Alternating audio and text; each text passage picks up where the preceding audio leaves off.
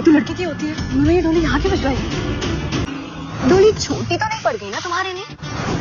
तुम्हारी साइज की बनवाई है स्पेशली।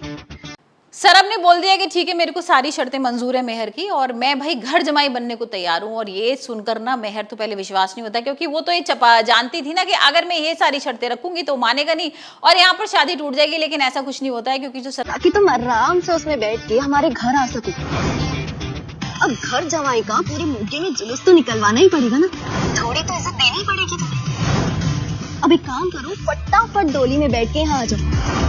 मुझसे तो भाई वेट ही नहीं हो रहा। सरब की माँ होती है ना, उसको इतना फोर्स करती है कि भाई तुम किसी भी तरह का शादी कर लो और फिर हमारा भी तो जितनी गरीबी है वो सब खत्म हो जाएगी। यहाँ पर उसकी माँ तो भाई अपने बेटे को कनाडा भेजना चाहती है वो खुद, उसके हिसाब से तो यहाँ पर इन लोगों की शादी हो जानी चाहिए। और सरब हाँ कर देता है।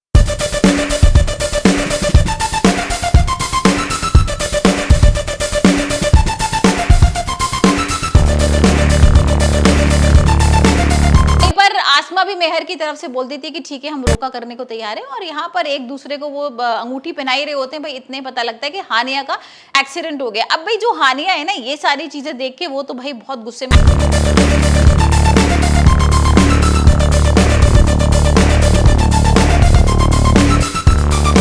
आ जाती है।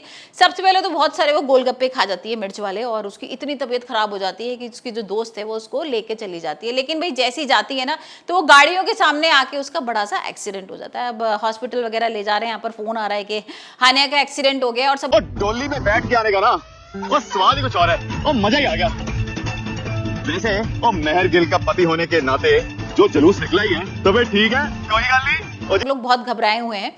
और सबसे पहले हानिया जैसी होश में आती है ना तो भाई सरब को बुलाती है। अब सरब से वो गलतफहमी दूर करना चाहती है कि सरब ने क्यों नहीं ऐसा बोला कि भाई वो मुझसे प्यार करता है, क्योंकि मैं तो चाहती थी ना अगर वो ऐसा बोल देता तो यहाँ पर मेहर की शादी नहीं होती।